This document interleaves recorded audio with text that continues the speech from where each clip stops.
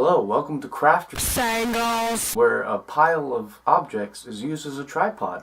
I'm just going to get right into this because I don't know how to start an intro. First song we have up is Odyssey by Koala, a sort of ambient song. The song is entirely ambient. There are some lyrics to it. I found them very repetitive. You can probably see a theme in these reviews where I find a lot of these songs repetitive. But it's just how the cookie crumbles, you know? On the line of repetitiveness, about halfway through the song there's a loop that begins to play. I found that very not good, and to put it in interesting but simple terms. If it could be cut out entirely, I think the song would actually be a lot better. The singing itself is pretty bland. Not a whole lot to make them stand out from the rest of the music. It's all very, not laid back, but very toned down. And towards the end of the track there are some synthetic drum kicks. I didn't think those really fit well with the ambient theme that the song was trying to go for. It was very almost trap influenced, which if you've ever heard an ambient trap song, let me know, because it probably doesn't sound right. That's Frank Ocean. But he gets to do whatever he wants at this point. Overall, I'd give this song a high 5. Next up, you have Shabba by A AP Ferg. So right out of the gate, this song is incredibly egotistical. It's insane. I'm not really one to be talking, considering I have shoes with my name on them. But I mean, what are you gonna do? What are you gonna do? I don't know what I'm gonna do. What am I doing here? Another song with trap influences. A lot of hip-hop songs really have that now. There's not really much you can say about that. Nothing really sticks out to me that makes this song special. It's really just another trying to be a banger but not really a banger song. There's really only one thing that sticks out to me about this song is there's towards the middle there's a rapper, and in the background the beats changes from just like regular, it goes into this rotary kind of sound, this rotary speaker. And I found that really cool. If they were kind of to do something a little bit more experimental throughout the song, I think it would be a lot better. The hook is effortless. To say the name of the song a couple times, spit some mediocre bars, and go back to the rapping. Overall, I'd give this song a low 3. Not a great song. Good to make fun of. But I mean, if you like this song, apologize. But not really. Next up, we have Trouble by Cage the Elephant, an indie alternative song. I have liked Cage the Elephant in the past. I'm gonna be honest about that. This song is really exactly what I would think of when I think of an alternative indie band, which isn't necessarily a good thing. It just blends in with all the rest of the artists. There's nothing that really makes it stick out. There's bands that really have their own shtick. There's bands that switch things up, but this band just really stay the same, and it's hard to pick out song from song because they all sound the same. It's somewhat bland, easy on the ears, and as indie songs go, it's very radio friendly, which is what I feel like. Indie songs shouldn't necessarily be radio friendly. I think they should try to push the boundaries because they don't have a record label pounding on them to make music all the time. There are some little ooh-oohs in the chorus or something or whatever, or in the background, but I thought those were a nice touch. Really the only thing that stood out to me from the song though. So not saying a whole lot, but it is what I expected. It's a decent tune. It's listenable.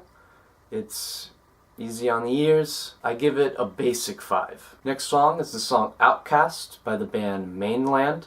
Another indie alternative band. I have to say I did like this one a lot better. The song stuck out a lot more to me. There was a lot of 80s influence that I didn't expect. There's not a lot of 80s influenced bands in this genre. A lot of them are 90s influenced with that heavy guitar. This one does have guitar, but it also has a lot of synth influences, which I found really nice. I do have to be honest though, the synths were pretty generic. To be fair, it's hard to make a special sounding synth because a lot of these synths from the 80s are just have presets. So you just hit a preset and then you just play that sound, and that's why a lot of 80s songs have the same sound. Overall, I'd give the song a solid 6. It was good. Not yeah. Next is this is a good one. This is Gary Come Home Punk cover by Billy Cobb. So this is the kind of music I'm talking about. This was such a good song. I love this song so much. This is from an underground YouTuber, Billy Cobb, who only has 950 subscribers last time I checked, and that was like 2 days ago. Solid production for how small of a YouTuber he is. Really the only major complaint is I wish it was longer and a little bit more harsh. It's a punk cover, but it sounds more like Green Day punk, a little bit generic in that sort of sense. One thing to mention is if it's a Green Day-esque punk song, doesn't necessarily mean it's a bad song. Just don't come in expecting something super intense. But I listened to the song like 5 times. I listened to each song twice. This one I listened to quite a few times more. Maybe it's because it was short, maybe because it's amazing. I don't know. Go check out Billy Cobb, he's incredible. He also recently released, on Valentine's Day, he released a Valentine's Day themed EP, which was also very good, but considering this is only for single songs, and this is the song that was recommended to me, I'm only recommending this song, or reviewing this song, but I would definitely go check it out. I enjoyed it a lot. I would give this song a solid 8. It was that good. He also has other SpongeBob punk covers, so yeah, I'm hoping to expect more of those in the future, so thank you, Billy Cobb. Next up is All Time Low by Jon Bellion. Hey, that rhymes. Vocals sounded like the song Fireflies from like the early 2010s. Not a big fan of that song, so right off the bat I was kind of going to the song thinking, I don't know, I don't really like where this is going. The lyrics were really cheesy, and again the chorus is probably even more effortless than Shabba. It just goes all time low, low, low, low, low, low, low, low, low, low. I think you get the point. The entire chorus is really just the word low. That's about it. So there's a drop towards the end. There's a beat drop, or like a bass drop, like a drop, where he just says the word hey, and it's the most underwhelming beat drop I have ever heard. I actually broke out laughing because it was so mediocre. Just, left a bad taste in my mouth. I do expect some actually good remixes to come out of this song because it's so basic. So if you find any actually really good covers, or not covers, but remixes of this song, send them on over. I'd actually love to hear them. But the song itself really only deserves a high 3 for me. Next song is Unison featuring Craig Sen by the rap artist Killstation. First off, the bass is pumping on this song. I was listening to the song on headphones, and any subwoofer would be blown out if turned too high on this song. My ears were thumping. The rapping isn't my favorite, somewhat mumbled, but the song itself is emotionally charged. That's what I really like about rap music, is they can really charge these songs, because they can blatantly say what they're feeling. Not a lot of music can do that without sounding cheesy. I can't really tell who the feature and who the actual artist is in this song. It's really short, really only around 2 minutes, and it goes from rap to I think maybe the feature. It's really split into 2 separate parts, really only at 1 minute a piece. If it was a little bit longer, it'd be easier to tell, but what are you going to do? They already made it, they already produced it. That's a kind of a big complaint though, because if you can't figure out who the artist is, that's a problem. Toward the second half, where I think the feature is featured, is there's a sound that goes ay ay ay ay. Hold on. I gotta listen to it again. Where's one of my note pages at?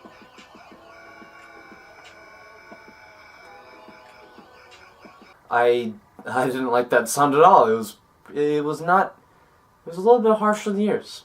I think they could have chosen a better sound. Doesn't necessarily mean it's bad to be harsh on the ears, but considering the rest of the song is kind of an ambient, minimalistic song with some pretty emotionally charged lyrics and then some harmonious hook rapping.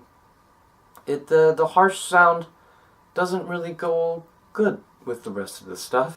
I wouldn't say this artist really totally sticks out and really has his flow really going for him. I actually enjoyed listening to this song. I just wish it was longer. Cut out the I-I-I-I-I's and make it a little bit more distinguished between the actual artist and the featured artist.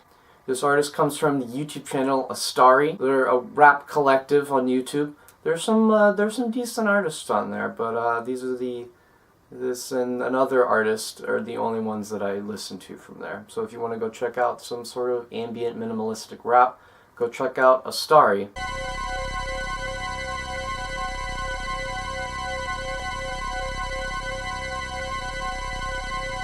Songs next up is Overflow by Triple One, the other Astari rap group. The flow of the first rapper is really fast for the minimalistic beats that are going on again in this Astari artist. It doesn't mix really well. Then comes in another artist from the rap group Triple One.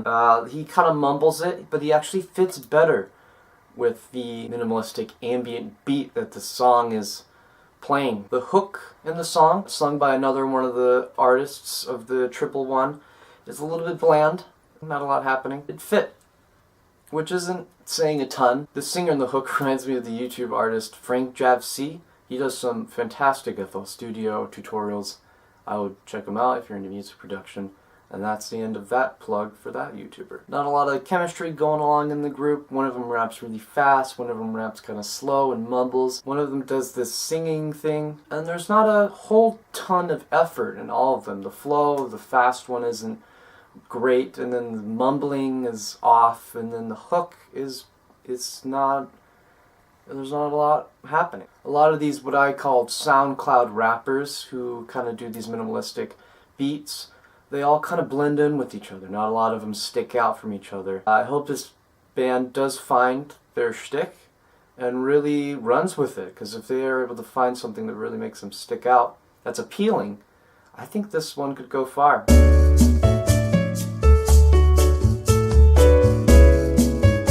Next up is the song I Love Portugal by the band, or the artist, Sun Kill Moon. The song is this odd but intriguing mixture of spoken word and singing. The backup vocals are actually the artist Sun Kill Moon singing over the top of himself, and they're very, very pretty at times. There's a simple yet driving bass in this song. The same with the drums. It really keeps the beat flowing and going. And for the 7 minutes that the song is, I never thought, wow, this song is repetitive. But I think that's attributed to that everything really blends well together. The lyrics in the song are a story about Sun Kill Moon going to Portugal and talking about how much he loves Portugal and loves it more than the United States is sometimes. And that's what the entire song is about. There's really no metaphors. It's very blatant what he's talking about. There's actually a point where he talks about how he wants to go to a shoe shop when he tours there. But last time he went there, it was closed. And then towards the end of the song, he says, I want to go back to that shoe shop. It's very much just like reading a book or reading this person's thoughts. There's a point where he reads directly from a notice he received that says he is not allowed to perform at a stadium. It goes on for a little bit too long, but he's making a point, and the point is definitely put across. But this little 1 minute bit is the only complaint I have about this song. This song is really that good. The instrumentation has this beautiful dreaminess to it without being ambient, which is what a lot of artists fall in. They fall in that pitfall of trying to make something that's really pretty, but that just becomes ambient and liquidy. Overall, I'd give the song a low 9. I liked it a lot. Final song is the song Creature by the Tijuana Panthers. This is sort of what I described in my notes as Jack Johnson punk, or if the Beach Boys went post-punk. It's not necessarily high gain. I feel this kind of going in that LA punk movement that's going on kind of right now with that garage rock sound, but this one is very much more surf rock influence. I would describe this as a chilled out teenage angst anthem. There's some nice twangy Fender Jaguar, Fender Mustang style guitars. There's some hi-fi-ness to the song overall. Leaves some spaces to be filled.